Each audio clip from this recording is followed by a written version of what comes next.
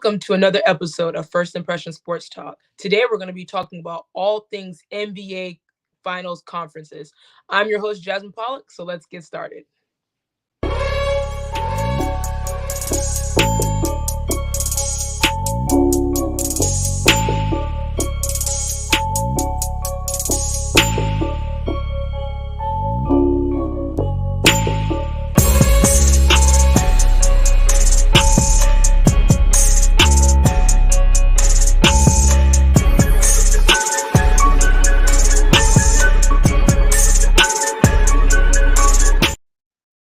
Welcome back to Jasmine's First Impression Sports Talk. Again, I'm your host, Jasmine Pollock, and today we're going to talk about the NBA. So we saw this past weekend, of course, the Lakers take care of business against Golden State Warriors by destroying them in Game 6 on Friday. And then we were all waiting for Game 7 between the Boston Celtics and the Philadelphia 76ers. And also the Celtics beat up on the 76ers behind a 51-point show performance from Jason Tatum. So let's bring on Jeremiah. We're going to talk about the Warriors and the Lakers game before we get into the conference final. So Jeremiah, welcome. Let's talk about this game. So the Lakers came out hot, destroying the defending champs Golden State Warriors, which was led by, of course, LeBron having 30 points, 9 rebounds, and 9 assists. So Jeremiah, what was the key takeaways for the Lakers from winning that basketball game this past Friday? I would just say the first thing, it will have to be their whole unit as a whole. When it comes to their whole bench, a lot of it solidifies just how deep this team is really.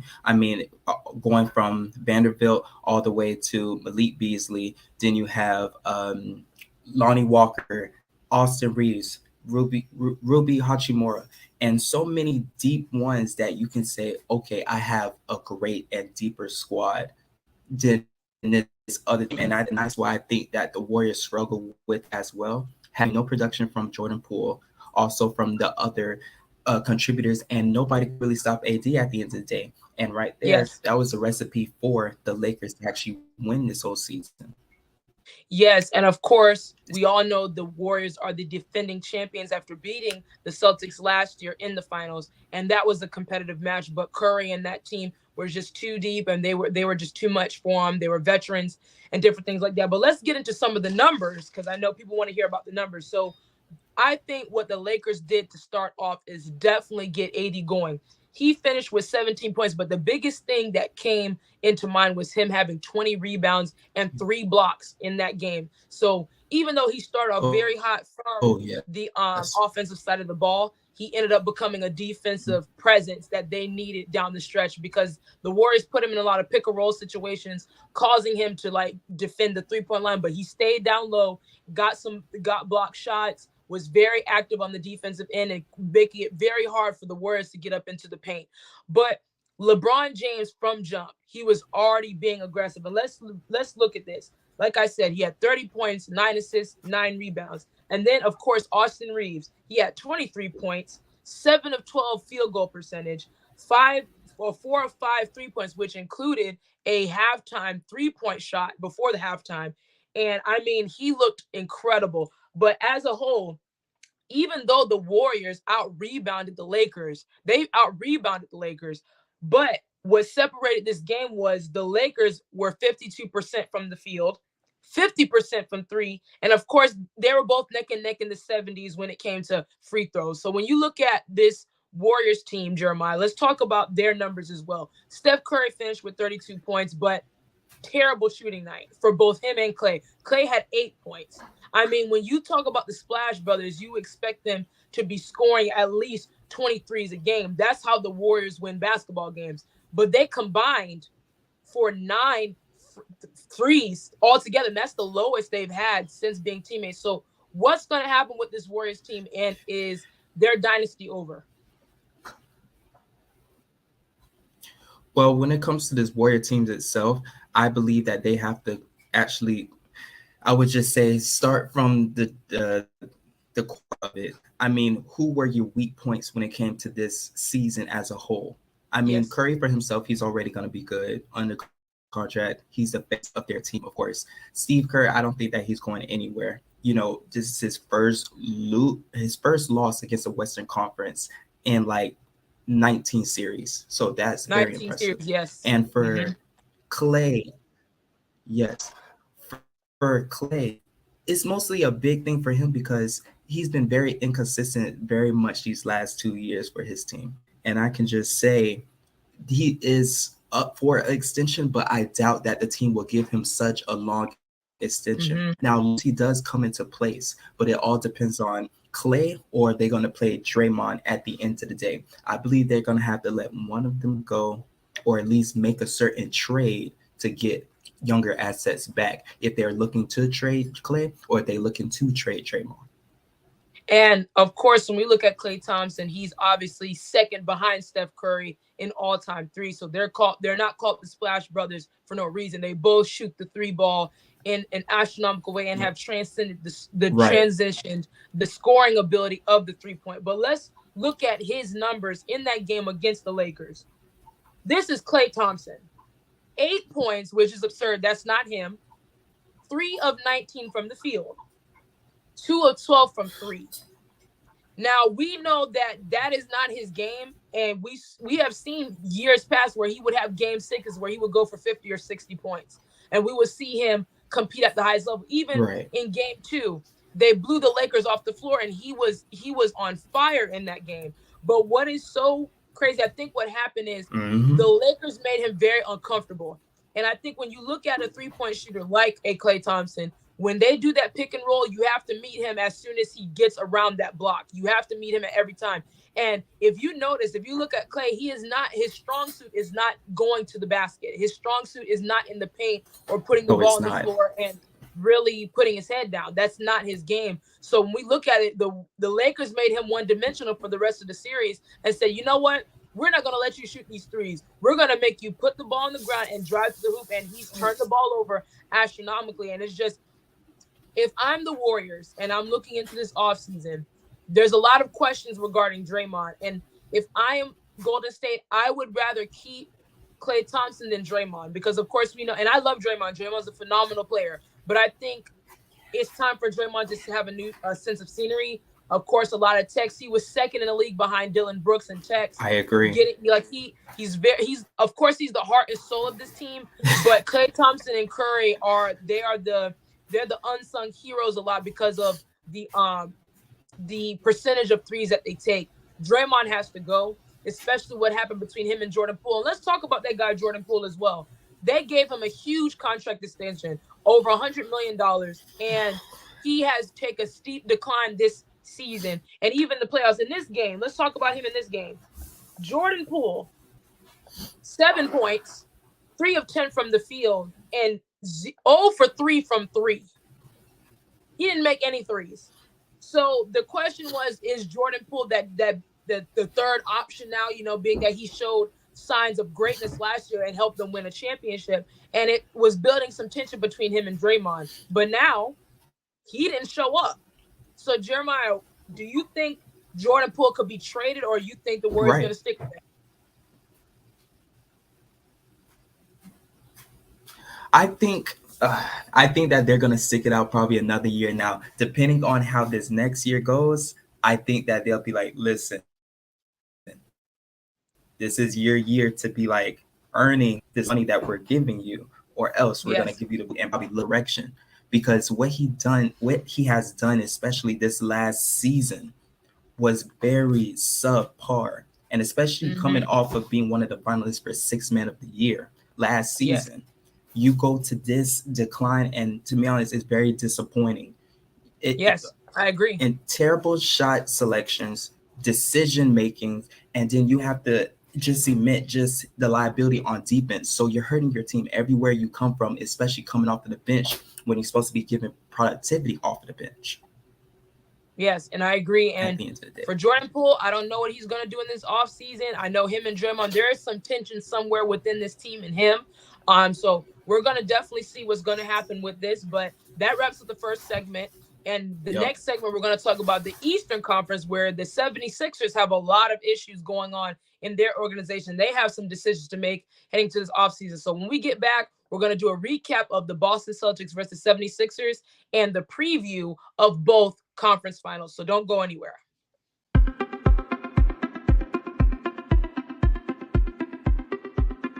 I'm Leon Thomas with the Leon Thomas Group.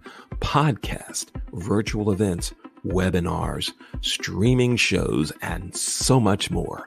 We want to be your partner in all things virtual.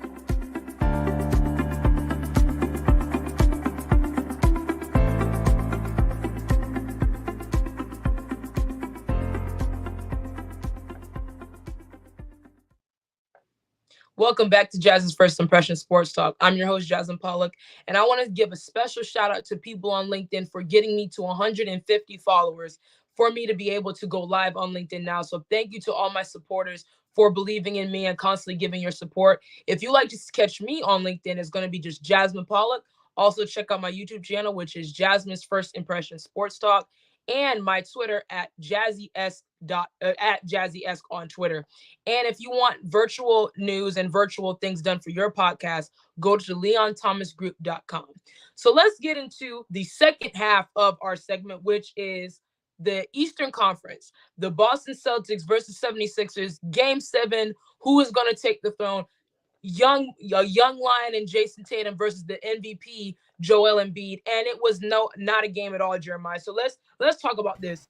So let's remind everyone that the 76ers were up 3-2 heading into Game 6. They were up 3-2 heading into Game 6, and they stole a game in Game 5 in Boston, and they had to close them out on their home court. They had the opportunity to, but Jason Tatum only had, 3 points in the first half of that Game 6, and then he erupts in the second half of Game 6. And we, as 76ers fans, I know they're upset. I know you guys are upset because I would be so frustrated. Oh, Just yes. imagine, Yes. and your team is up 3-2, heading back home. You still won on the road. You head back home, and their best player, which is Jason Tatum, has only 1 to 3 points in the first half, and he was like 0 for 10 from 3. And you let them win, and then they win the series in historic fashion. I mean, 51 points for Jason Tatum. He surpassed Steph Curry for most points in a Game 7. Like, I mean, what were the 76ers thinking? Jeremiah, let's talk about the 76ers. They only had 10 points in the third quarter yesterday. 10 points. 10 points. In an NBA playoff Game 7 game where you can book your ticket to the Eastern Conference Finals to play the Miami Heat. You scored 10 points. Jeremiah, take it away. Tell me what happened. It was all about lack of coaching and leadership from your main guys. I'm going to say it just like that. When it came to the Game 6, they had a chance to go up, and they had the chance to advance to play the Miami Heat. But of course, they didn't take advantage of those situations. They got relaxed, and they was thinking that Game 7, oh, okay, we're going to be good. We're not even going to worry about it. Will come out. Last days, that Tatum, he already had a mission when he was coming in. I'm going to score 50 points. He already said he was going to do that. Nobody's going to stop me from doing that. And that's what he really did. Yes. Yeah, and what did Doc Rivers and them do? One-on-one him every single play. Yes, one-on-one play him every single game. I mean, every single play. So at the end of the day, your starters, especially your MVP and also your second man that you're supposed to have with you, did not step up in the big minutes. So Embiid, as a big man, you have to demand the ball, especially down low. You have shorter guys on you. None of those guys can guard as you are MVP. You say, I'm trying to get the ball. This is Game 7, and the season's on the line.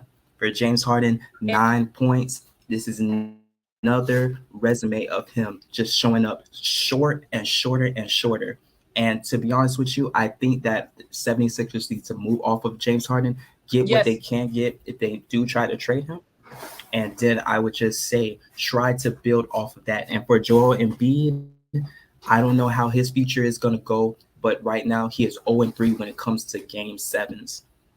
And he's never been to he's still seeking his first conference finals appearance. And I saw Mike Haney's comments. Absolutely. I mean, when we look at James Harden has been in this league for a long time. He's been in this league for, I'll say, over a decade. Yeah, over a decade. He's been in this league for this long, and yet he is still Yeah, not yeah. mastered or evolved his game. Remember, Kobe, the great late Kobe, talked about his game and said, you have to change your game in order for you to win games, win championships, win big playoff games. And guess what? He Exactly. didn't listen. Hmm. And look at what has happened. Let's look at James Harden. Since he's the second best player on this basketball team, he had 9 points, 3 of 11 from the field, and 1 of 5 from 3-point range.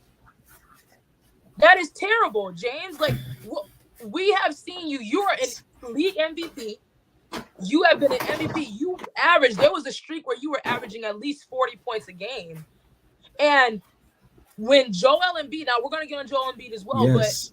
but when Joel Embiid needed his second guy, where were you? Especially in a game 7 where the only person on the Celtics that was causing you issues was Jason Tatum. And then for Doc Rivers, if Doc Rivers is the defensive coach, One like person. One person. one person, we are playing ISO Yes. defense on him instead of let's just double team. I don't see anybody else. And look, let's talk about it. When we look at Jaylen Brown, he's the next person that had the most points. He had 25 points, 9 of 19 from the field, and he was 3 of 6 from 3. 50%. He made 3 threes, but he wasn't doing anything astronomical to where like, oh, we have to worry about him and Jason. He wasn't. No, Jason was the only person that you had to worry about. So why didn't you send a double team? So when I look at Houston, they have a problem because James Harden wants to come back. And I don't think, if I'm Houston, I'm not wanting him back. I don't want James Harden back. You fought your way out of here when we gave you so much. You went to Brooklyn. That didn't go well. And then you go to the 76ers, and look, that didn't go well either. But let's get into Joel Embiid, who is the story because he is the league MVP this year. Whew. He had 15 points, 5 of 18 from the field, 0 for 4 from 3. Why are you taking threes anyway? 8 rebounds. And he's 0 of 5 in game 7s. So, I mean, in game 7s, you're 0 and 5. I mean, so you don't show up. These are games we've seen constantly, even against the Toronto Raptors. Even now, you see in these games where in these game 7s, he's in a very, he becomes very small and the lights become big. So, Jeremiah, let's talk about what is going to happen with Doc Rivers as well, because Doc Rivers is the head coach of the Philadelphia 76ers. He was the head coach for Boston when they won in 2008, all those guys. Then he goes to the Clippers. The Clippers were having issues with him also.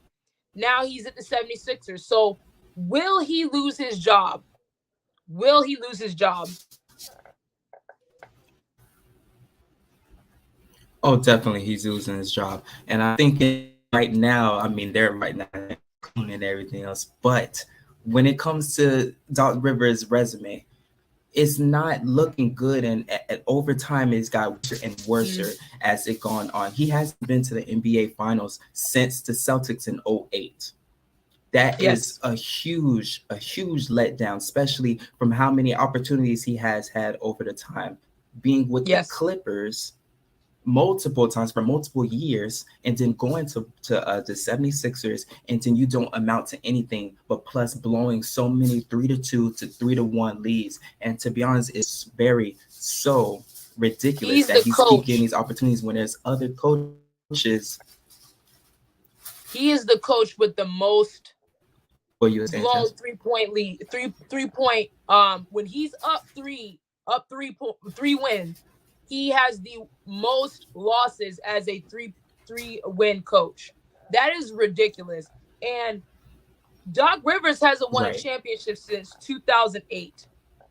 What is the conversation? I know they asked him that in the press conference yesterday. Or they asked him, you think of what's going to happen with your job, all these different things like that. Is there talks? He's like, no, I still have 2 years under my contract. 2 years to do what?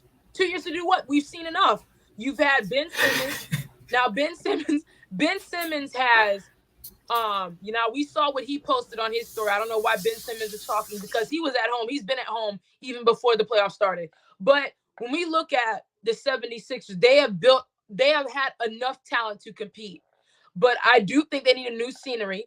I think Monty Williams could be a good fit for them. I think, of course, Ty Lue. There's some things going on we might see with Ty Lue, but they need new scenery. I don't think Doc Rivers is the answer anymore, and that's not saying Doc Rivers doesn't deserve a job, but time and time again, we've seen that he has not delivered since 2008. That's been a constant thing. And you know But what? go ahead, Jeremiah. Go ahead. And you know what? They need to just think of trusting the process. That thing is over. You need to change. You need to have a different mindset, a different mission when it comes to giving it to the fans and giving it to yourselves. It needs to Yeah. be a really, I would just say, a new ignition when it comes to putting defense first and letting offense do its thing. Because right then and there, when it came to the 76ers, they had no identity to themselves, especially in this game 7 that they just had. They just literally gave up. Yes. Leadership was there at all. And I think that's a big problem. Yes. So we have Mike's comment, Doc can't coach. Well, I won't say he can't coach because he has obviously been in the playoffs. He's been competing in the playoffs. And I saw Adrian's post now. Of course, as players, you have to execute because I'm tough on the players. They need to, especially Embiid and James Harden. You're the top two players, and Embiid being the leader of this team. But when it comes to Doc Rivers, he hasn't won a championship since 2008, and he's been with 3 different teams. So he has been with a Chris Paul. He's been with a Kevin Garnett and those guys. He's been with a lot of star players, but he has not won since 2008. And that's the biggest question because he was with the Clippers for a long period of time. You lose again, you give up leads, then you go to the 76ers and the same thing. It's the same concept. So I don't know. I think he deserves another chance, but it has to be elsewhere. I think right now, while we're looking at it, Embiid needs a fire. He needs somebody to be in his ear to give him some firepower. Like he needs somebody to light a fire and give him that ignition to keep fighting and keep competing in these games. Because as a big man, you have to dominate this game. You having 15 points and only 8 rebounds. And here's the thing. Al Horford is older. He's and he's still a great veteran player, but he's older. And you allowed him to lock you up. You're supposed to give me the ball down low and make them force much smaller. Yes. And it's just disappointing, but not to take anything away from Jason Tatum's 51-point game. I mean, Jason Tatum, he came to play. They came to do what he had to do. So he had 51 points, 17 of 28 from the field, 6 of 10 from 3, and he was 11 of 14 from the free throw line. So Jason Tatum, he already said he was going to come out there. He said, I'm going to score 50. He came out there and showed it. So Jeremiah, where does this put Jason Tatum right now, being that he just, the back-to-back games, he put his team on his back and said, you know what, guys, trust in me, have faith in me, I'm going to deliver us. What do you think? Well, it does prove that he is one of the good, great superstars that we have right now. Now, I wouldn't say that he is all the way at the top, yet when it comes to superstars today, but he is one of them. Because the only reason I would say that is because too many times I would say for Tatum, he gets very inconsistent and his leadership lacks a little bit when it comes to taking over that time to just be like, listen, give it to me. I got it. And many times he can be very passive, and too many times he can say like, the way that he's passing it off is like, this is not your team, when unfortunately, like, it is your team at the end of the day. Like this, you're supposed to have confidence when it comes to that. And I feel like for Tatum going forward, it's just all about that. I mean, just for him, because he has these abilities, it's just all about being confident enough to do this on the every single game and when the time matters. Yes, I agree. And he's streaky, and a lot of the commentators today this morning on the talk shows, they were saying he's a streaky player. And the thing is, I just want Jason Tatum to have games like this all the time because he's capable. We've seen him do this multiple times. So I mean, like, you'll get this every now and again. Jason Tatum should be this all the time. I mean, how he elevates to the rim, how he shoots, and different things like that. How he can electrify his team. And I just feel like the 76ers should have double teamed and been a lot better, because we all know what Jason Tatum can do. And it's just Miami in 6. Well, that leads to the next thing. So, Jeremiah, let's do the predictions for the conference finals let's start with the Los Angeles Lakers versus the Denver Nuggets. So, the pendulum's been swinging on both these teams.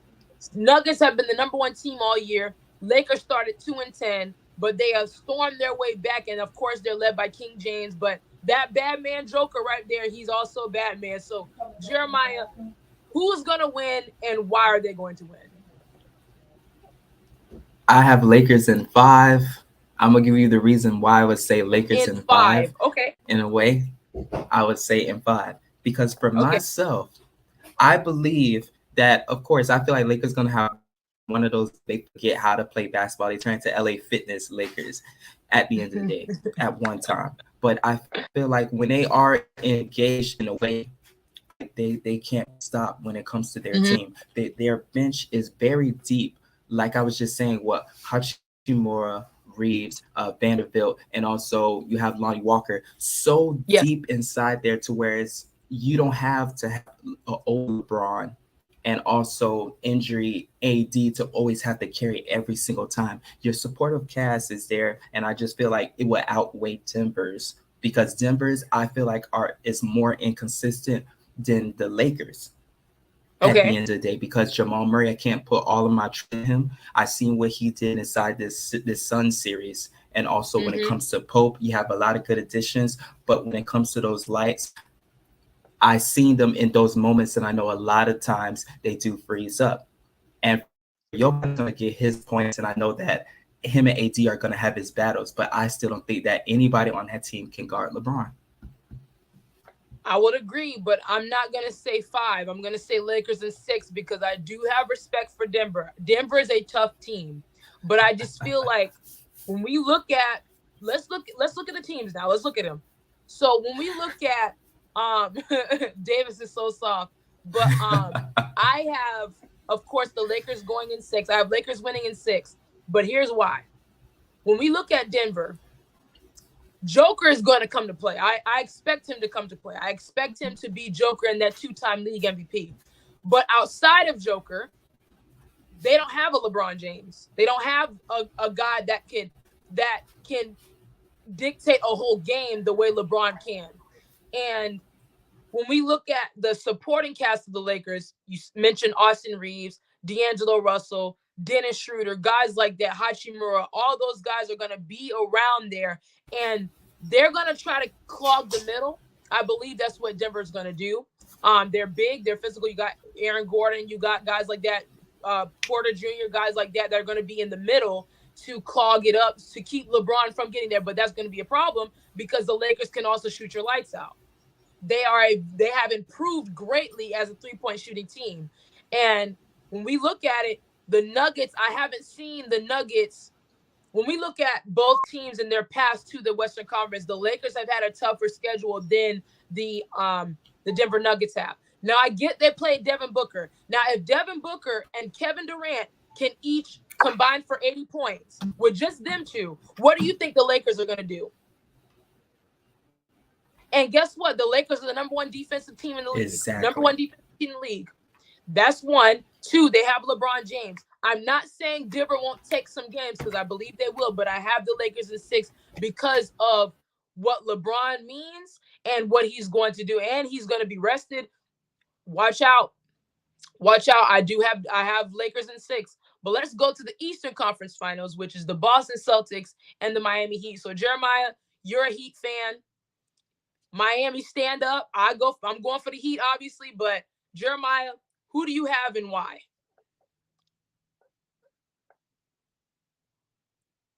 Well, I think we lost Jeremiah, but I definitely think he's going. I definitely think he's going to say Miami in 6.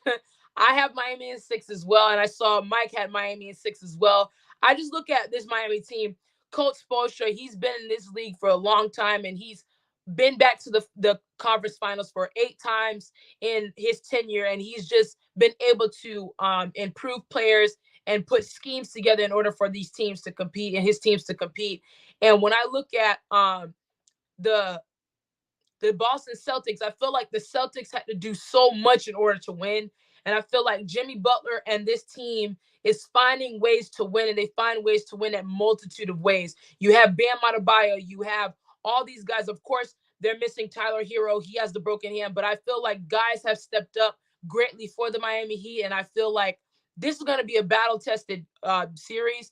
But I have the Miami Heat in 6, and of course, Jeremiah's picking the Heat because he's a Miami native. He's a Heat fan.